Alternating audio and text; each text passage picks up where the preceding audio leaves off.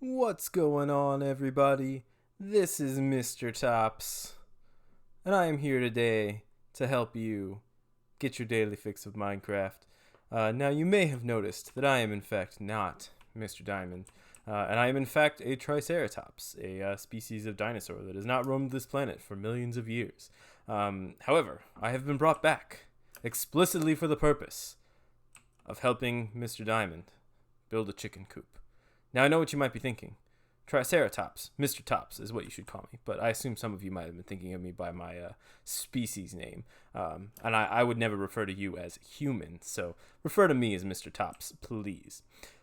However, you might be thinking, what experiences, if any, do you possibly have that could lead to you being able to build a chicken coop? And to that I say, are you not aware of the fact that dinosaurs are literally just chickens? We are the predecessors to all that you use for all of their tender wings and all sorts of other assorted chicken-based products. We, dinosaurs, majestic creatures, are the origin of that. Also, your oil. I'm really kind of concerned that you turned our bodies into liquid fuel, but I'll take it, I guess. I'm just glad that we're useful to you guys, being dead and all. Now, what we're going to do here is we're going to get some of these resources. Now, Mr. Diamond on a Zoom call went on an adventure to try to find more of this wood here so we could get a good mix of the types of woods that we're going to actually use for it. In the process of which he did end up having some very embarrassing deaths during a raid, which might be the reason he is not willing to show his face for such a video as this. But he was, at the very least, able to achieve dark oak wood, and we got a little bit of birch going on in there, and a little bit of spruce action as well. Now, he did also clear this ground for me. I'm going to just level it out a little bit more, because I like this natural stairwell progression thing going on right here. But let us begin with the coop. And while I go through this process, there's a couple of things that Mr. Diamond did say he wanted me to tell you about. I might have be a dinosaur, but I do have a decent memory. Oh, well, as much as my small reptilian brain can allow. So, the main thing that he actually wanted me to talk to you about, and partially the reason that he is in fact busy at this moment anyway, is the fact that he is actually in the process of buying a house. I know, isn't that crazy? You would have think he would have mentioned that. He did not let us know until very recently, but it turns out this has actually been a very sudden process for him. Him and his wife were not really intending on necessarily purchasing a house. This was not something that was premeditated to a large degree, but it did turn out that it was the time, and there was a good deal, a house that they seemed to like, so they went through the process. Now, Mr. Diamond and his wife, being wonderful human beings, but not knowing nearly as much as me, Mr. Tops, about the whole idea of purchasing real estate, the process of home buying, and all of that goodness. They came to me and they said, Mr. Tops, will you please help us, and you please explain to us some of the intricacies and the processes that will need to be done in order to purchase this house. To which I said, do I have a choice? And Mr. Diamond said, no, you don't. You are, in fact, a Triceratops, and we cannot let you out. So, no, you don't have a choice. And I relented, realizing that they were, in fact, right. I did, in fact, not have a choice. I've been looking for, he told me there was one of these little sawmill pieces, but I guess I forgot. And then after all that time, remembered that it does not actually make stairs and other goodies, unfortunately. So seems to be my luck. So the first part of the process that I was able to explain was that in order to purchase a house, there are quite a few things that need to happen. First, you need to find a house. Now, you might think, well, that seems pretty obvious, but some people who go about the home buying process find that to be the hardest part of all, finding an actual house that you can live in. They, in fact, had already done this step, and upon hearing that, I was very excited and very, very happy that the humans I have chosen / been forced to live with had such good tastes and excellent abilities at finding a house. Now, the next step is going to be you are going to need to contact a realtor. Now, obviously, that realtor will probably be the one that is in charge of the house. If you contact one that is not in charge of the house, they will probably not be very helpful. So I would not recommend finding one who is not related to the house.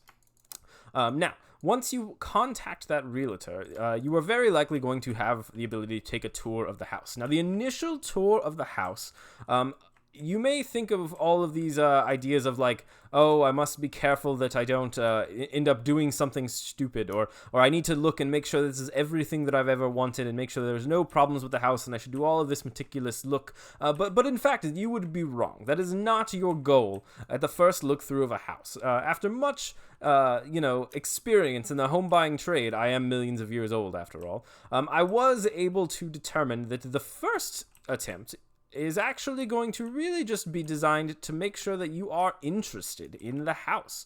There's no point in continuing the process if you're not going to actually be interested in enjoying what's going on in the house. So you first must make sure that it is actually a house that you intend on living in. If it is not something that you like, if there are some problems with it, then there's no point in continuing the process at all. You don't like the house. So don't expect to take multiple hours and go over the house with a fine-tooth comb. That is not your goal of the first look of a house. Now, the only other thing I should say before I continue these important pieces of information here is that... did I miscount? I miscounted. I am glad I noticed this as early as I did. Because this should be 1, 2... Wait, 1, 2, 3. Okay, we will push this back. Then we do not need to push back the other ones. That makes more sense. But you do not want to waste the realtor's time. You do not want to get them on their bad side for first, because they are the person who will be helping you as the go-between here. But you also should really be planning to do that with an inspector. Now, we will get to that in a moment. Now, upon Mr. Diamond and his wife's first look at the house, they found it to be everything that they were really looking for. It had a nice basement, it had 2 stories, it had a good backyard, and we were able to ask a couple of questions as we go through the process that I will give you a little bit of advice about right now. Now, the first question that we asked, that was a very good question to ask, is why is the house empty? Now, the reason for this is because depending on the situation, you might be able to get something out of the actual purchasing agreement, or out of the actual haggling of the process, I guess is what you people call it nowadays. If you know exactly the situation that the person who is in the house currently or who previously had the house is in. I will give you an example. If the person who owned the house previously was murdered, you probably cannot haggle with that person directly because they are dead.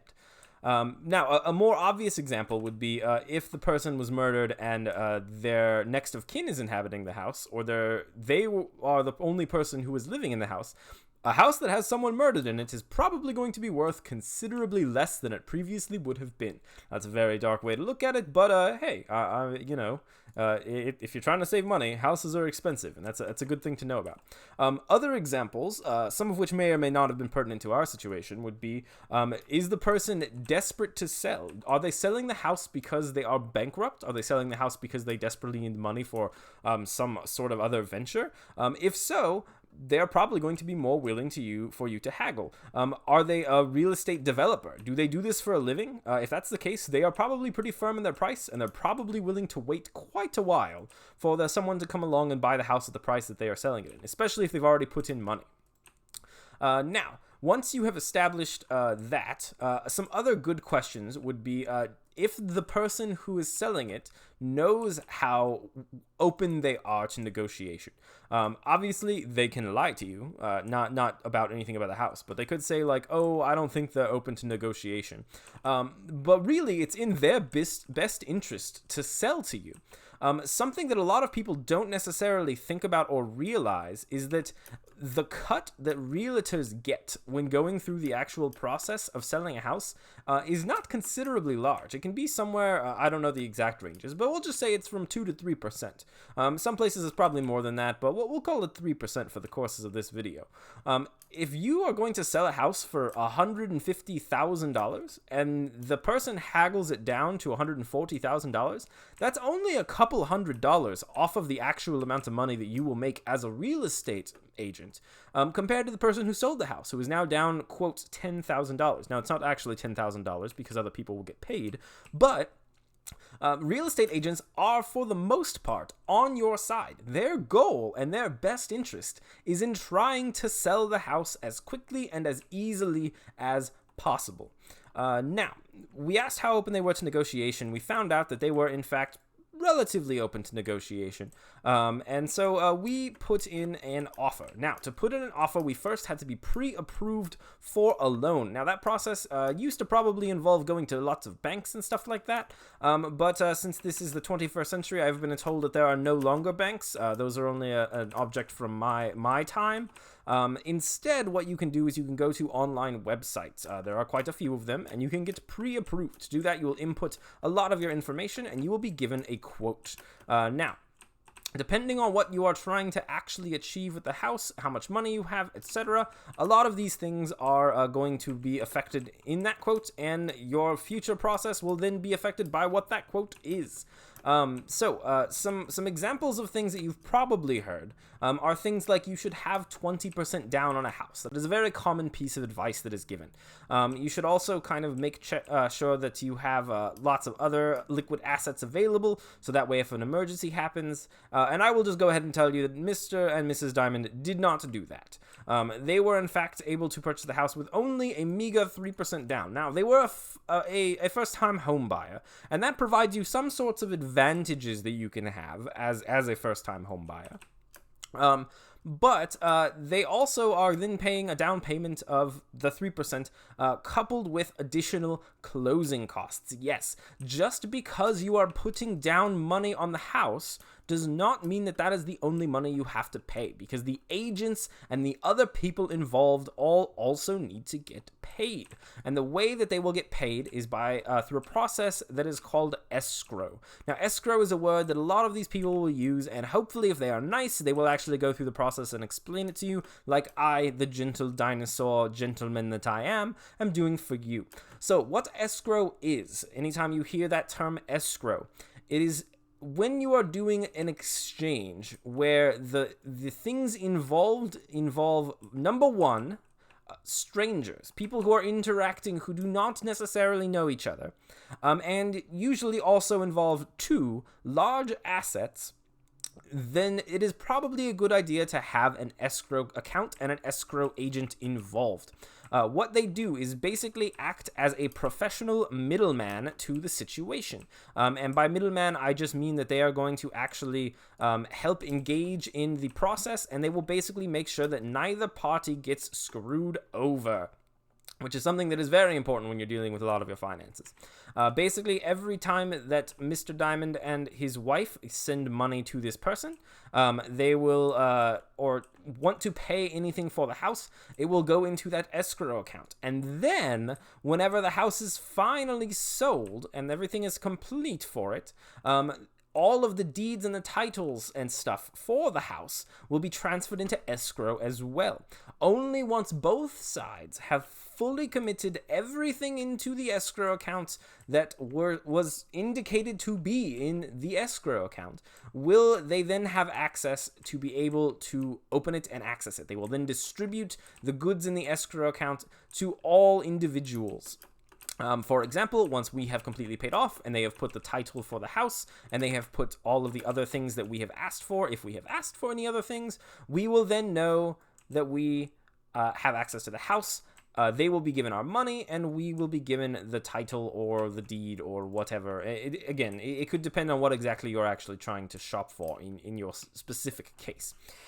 Now, back to the actual process of acquiring a house. Now, to get that down payment for a house of, say, $130,000, 20% down is a lot. It is honestly probably an unreasonable amount of money to assume that any normal middle or lower middle class person will have these days. 20% down is usually, honestly, for the people who have enough money that getting a house is probably not going to be that big of a problem for them anyway, unless they make some very, very stupid mistakes. So, instead, what we did with our 3% down is we said we want to put this down, and they confirmed that was okay, and then we got an interest rate to go with it. Now, that interest rate is going to be based on a lot of different factors in the market. Currently, due to the nature of, I believe I've heard that you guys are undergoing a pandemic or something of that sort right now, interest rates are actually quite low because not a lot of people are going out and purchasing homes right now. Instead, they're using their stimulus checks for things such as large TVs and collectible cards and all sorts of other ridiculous things. We as dinosaurs have no need for things like that, but they do sound neat anyway. So that down payment and all of the other payments that will go into it will go into that escrow account. Now, I apologize if this is a little bit rambly. As I mentioned before, my reptilian brain is rather tiny, and I am also attempting to learn how to play this Minecraft game that was placed before me. But going back to the process. After the walkthrough has been made, after the offer was given, they then have the ability to counteroffer. They can return and give you an offer of what they would like you to do, any changes, if they would like to ask for more money, if they would like to ask for anything else. We specifically also asked for a certain amount of closing costs to be covered by the buyer. For most states, based on what the agents have told Mr. and Mrs. Diamond, you can ask for approximately usually 3% at closing. Now, they did not ask for 3%, they instead asked for another amount, and that amount was counter-offered down to a lower amount, but based on the amount of money they'd offered for the property, which was lower than the listing price, plus the fact that they were willing to still cover some of the closing costs, meant that this seemed like a rather good deal, and so Mr. and Mrs. Diamond accepted, which you might think, okay, then everything sounds great, and you would in fact be right, it is great, but there is still much more to this process. So the next step is that while the offer was accepted pending inspection. Now, inspection, depending on the area that you're in, can cost you a whole lot of money. Mr. and Mrs. Diamond, at this moment, believe, based on what they have told me, and I assume they're telling me the truth, because why would you lie to a stuffed dinosaur that lives in your house? They have told me that their inspection is probably going to run in the area of $300. Now, that $300 is not covered by the down payment, and does need to be covered by the people who are actually going to be going into the house. It is purely Mr. and Mrs. Diamond's money that will have to be getting put into that to pay for that inspector. And what that person is going to do is, you know how you mentioned that you feel like maybe you should look all over the house? No, that first look, you're just trying to figure out if you like the house. Figuring out if there are any problems in the house. Now that is the job for an inspector. An inspector will spend multiple hours combing over the house, making absolutely sure that any issue is indicated and written on a form for everyone involved. They will check the baseboards for leaks. They will check to make sure there's no wall damage or no structural damage. They will go through. They will look at the heating system if they can. They will look through as much of the electrical systems as they can. They will check the fuses. They will check any outdoor appliances, anything like that in the house. They are there to check and see if there are any problems. Are there termites? Is there water damage? Is there obviously leaks? There's many problems that could possibly be hiding in a house and cost you, as the buyer, a lot of money. Which is why it's also in good interest to hire a very good inspector for this, because you want to make sure that the person who is inspecting your house is going to look at every possible outcome. You do not want to buy a house and then find out that you are going to have to then spend $10,000 fixing water damage that your inspector did not find. Now, assuming that you do not find anything in that inspection, nor does your inspector, you can then move forward with your offer. Now, if you do find something with the inspection, most of the time, assuming that you've written the contract or the person who you hired to write the contract is following the trend that we have noticed as a family unit, me and, Mr. and Mrs. Diamond, then have the ability to counteroffer. Because you put in the contract pending inspection, that means that you can then come back and say, well, we noticed there are a couple of things we have problems with. We're still interested in buying, but would you be willing to lower the price to this amount to cover the fact that we know we're going to have to do this? In the example before, where I said there's $10,000 worth of leaks that need to be repaired, you could ask for the price of the house to be dropped 10% or for them to be repaired previous to you buying it. Now, most people usually, whenever Mr. and Mrs. Diamond said they had heard about it, heard that home buying was a very long and very arduous process. However, they have been going through it rather quickly and assume that the process will be over in about a month. These kinds of deals, the negotiating back and forth, especially after the inspection, those are the places where you will actually end up getting really long and dragged out processes. Now, Mr. and Mrs. Diamond have not yet done the inspection, so they are not quite sure whether or not there's any problem in the house or anything they need to be made aware of. But the next step after that is going to be to move towards the paperwork. Now, you might think that the real estate agent, the person who's been orchestrating this whole process, would be the one to do the paperwork. But in fact, no. A mortgage needs to be done by someone who actually owns and has the job of drawing up mortgage papers. Now, this is the person who can also slow up your actually of purchasing the house. Once the inspection has gone through, once the paperwork is drawn up, you are in theory going to be able of getting the house very quickly, but you want to make sure that all of these things are done correctly. You want your paperwork to be accurate, and you want your inspection to be well done. Now, once all that is done, you then get to move forward with the actual financial aspects of the loans and the mortgage. So, one mistake that people can often make, that we are, as a family unit, realizing, is that when you initially look at mortgage prices, they can be a bit misleading. For example, Mr. and Mrs. Diamond's rent currently is approximately 850 of the current currency that you people are using these days. Mortgage rates and the mortgage price for their payments are only going to be around $550, which seems like an absurdly low price, and is part of why some people, especially older people, will tend to say things like, you are stupid to not buy. Why would you not buy a house? Why would you pour all of this money into a property that you don't own and you aren't making payments on? And they're right. Renting from a place for $850, why would you do that when you could be spending $500 and actually owning a property? However, you must couple into that, both on top of your mortgage payments, you will also have, number one, homeowners insurance. Number two, if you are someone who did not put a lot down, or you're a first-time home buyer, very likely you're going to have mortgage insurance, which is basically the way for the bank or whatever financial institution is helping you do your mortgage's way of saying, hey, you don't actually have a lot of experience, so we want you to purchase protection if you can't pay, so we don't lose a whole lot of money. Now, I'm a dinosaur, so don't trust that that's actually what that is, but basically from what we as a unit have been told, that seems to be the general idea of what is going on whenever they talk about that insurance.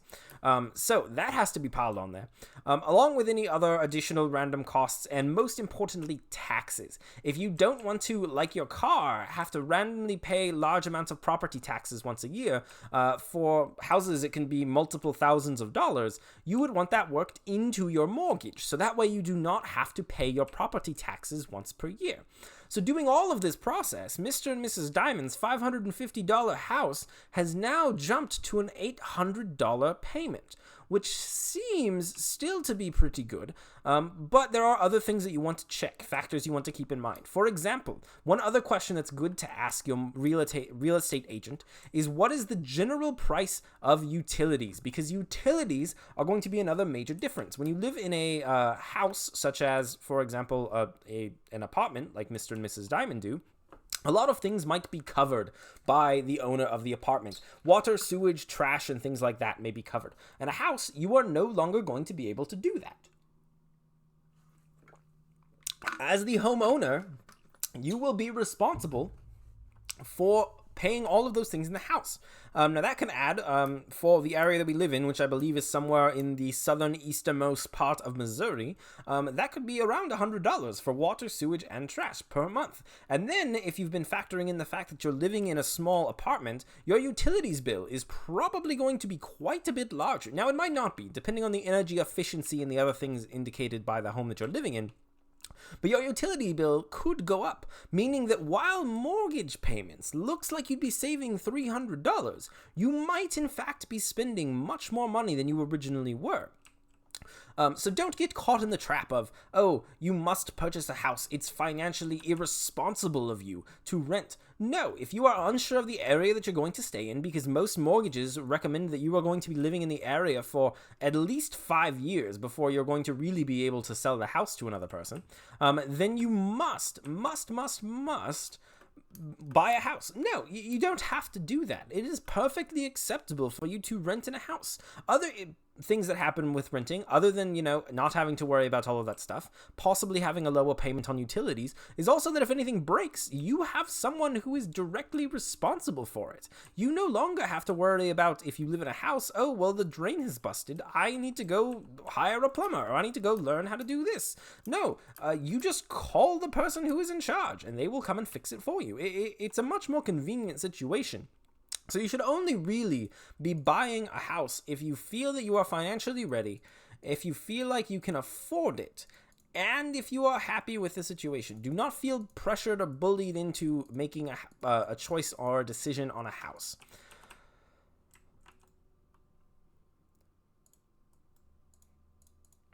Okay, so we are nearing completion of this beautiful thing right here. Now, as we move to the final stages, and I hear more updates about how it is actually taking place now, again, my experience as a dinosaur is a little bit dated. We might have further updates for you to help understand the process a little bit better. But that at least gives you a general idea of what you could expect. Now, some other stuff, while I am finishing up this beautiful chicken coop for Mr. Diamond, what about just renting an apartment? Now, something that is also important and that people sometimes forget about apartments is that a lot of apartments have a deposit. So you might think, okay, well, I want to go live in this apartment building. It's going to cost me $700 a month. I have $1,200 in my bank account. That should give me enough that if I get money from my job, I should be fine. But you are in fact going to be paying quite a bit of a down payment, most likely to live in that place. The most common place that you can hear it, or the most common way that it's determined, is it's basically you pay for the price of one extra month on as your down payment. So if it normally costs you $700 to move in, you're actually probably going to need approximately $1,400 to be able to make that payment and to be able to actually live in that apartment building. So make sure that you are financially well off enough that you can do that, and then also afford the payments that you can make as you go through the rest of your year of your lease. Now, leases are also very serious situations, and when you sign a lease to any place, if you're renting, you must make sure that you follow that lease to as much of the letter as you are willing to possibly have to interact with the police or the landlords or getting kicked out of your house or paying extra money. For example, one thing that some people might not realize is they might think, well, I made this lease, but, I'll just get out of it whenever I'm ready to move on, even though it's for a year. I might just only stay here for 6 months. You will still be locked into paying that, or you will have to pay sharp penalties. And if you think you'll just move out, they will probably try to track you down, find you. They might even take you for court for the costs. So just make sure you keep that in mind as well when you're hunting for an apartment building.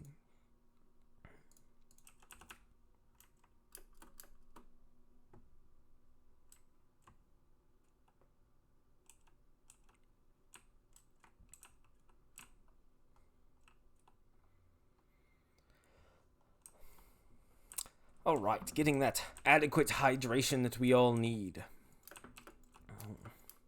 Now, I will remind you, if you've listened to this whole...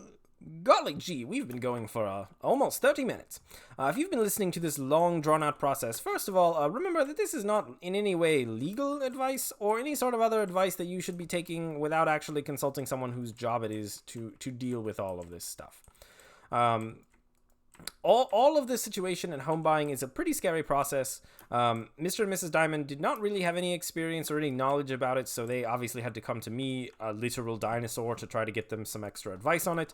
I really recommend finding someone else who you trust and that you can ask them for more information and for help regarding buying a home. Especially, do not just assume that you can trust this old dinosaur's advice and just go right in and be able to purchase your own home.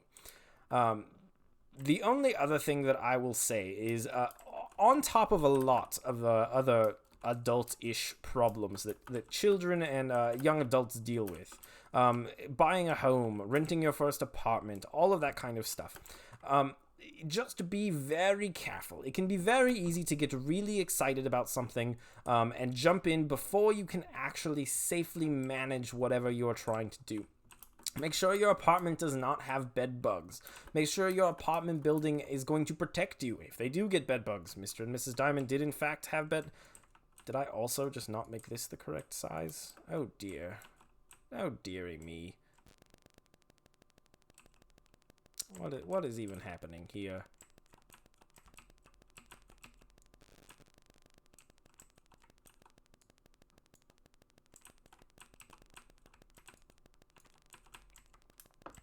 Well, my tiny dinosaur brain seems to be getting a wee bit confused, so we'll just we'll go with it, because it's not like Mr. Diamond will probably be that picky about it anyway.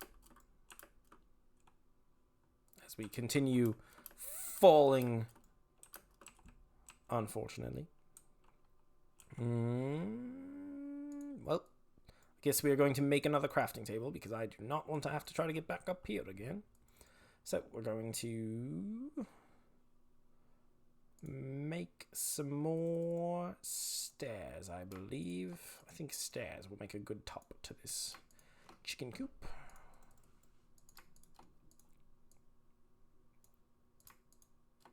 Oh, Mr. Diamond is just slid a note behind the screen so that I can give you a couple of other pieces of information. Information piece number 1. Please get off the computer.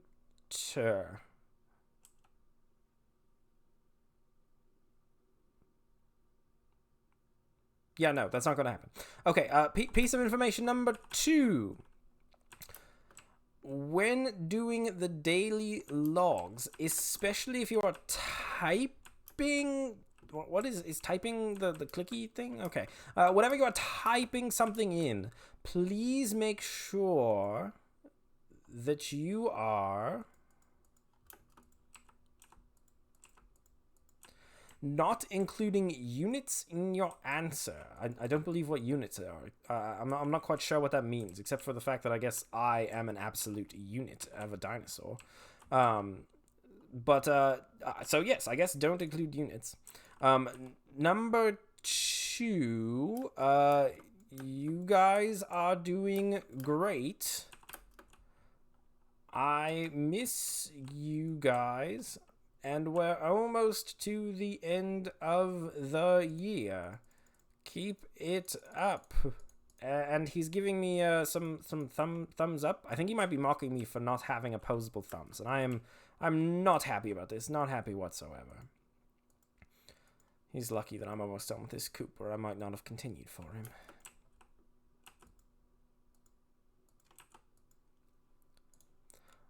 And then number 3, keep up the great work on the logs. Again, I'm not actually quite sure I know what that means, but I will assume that you guys are all smarter than me with regards to that. Oh, that did not make any sense. That seems to be the table of crafting things. How was I unable to craft things? Let's get some more stairs going on in here. Be a little bit more stairs. Put these right there. Jump up. Put our stair on top of this little slabby slab. And now we should...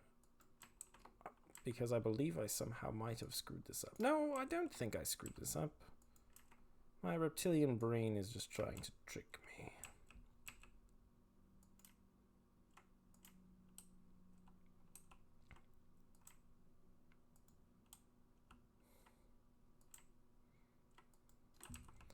Then I believe the best way to finish this is gonna be with this bad boy right here. There we go. Oh, I actually want to make that one smaller if I can reach the tippy top. Can I get one? Yes, excellent. Now, for having not built a chicken coop in well, a couple million years, I am quite happy with the turnout of this chicken coop right here. So let us just you know, let us double check. We might need to add some trim to it a little bit later on. I'll probably go through with some slabs. I might be able to extend it. Ah, yes, nighttime. And unlike my real life body, I do not, in fact, have protective horns or armor on my body. So I must run to the bed. Or walk slowly towards the bed, I guess, as the case may be. And we shall sleep. And with the daylight, the demons will be purged. Or it will still be raining and they might still be alive. Well, you know. Such is life. Such happens.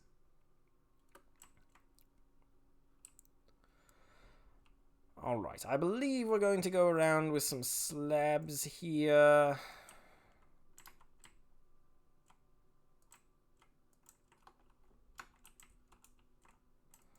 Probably going to need to make more slabs, such as the life that we lead of the reptiles. Yes, indeed. Okay. Let's break this. Should be a crafting table right there. And there was, in fact, a crafting table right there. And now we're going to... Oh, there's also one right there. That would have made much more sense. All right. Actually, while I'm here, let's see what these trapdoors look like.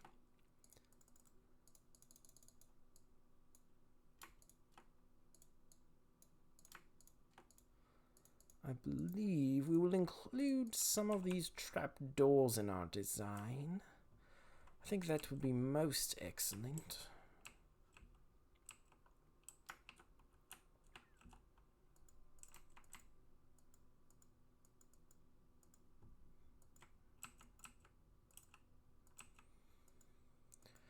Oh, and I believe some lanterns would look excellent on these corners here. Yes, indeed. That would be wonderful. Let's see how this looks.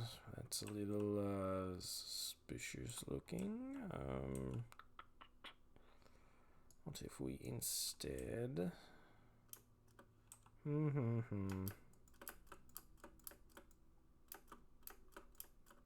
is very inefficient, but you know... Sometimes it must be done.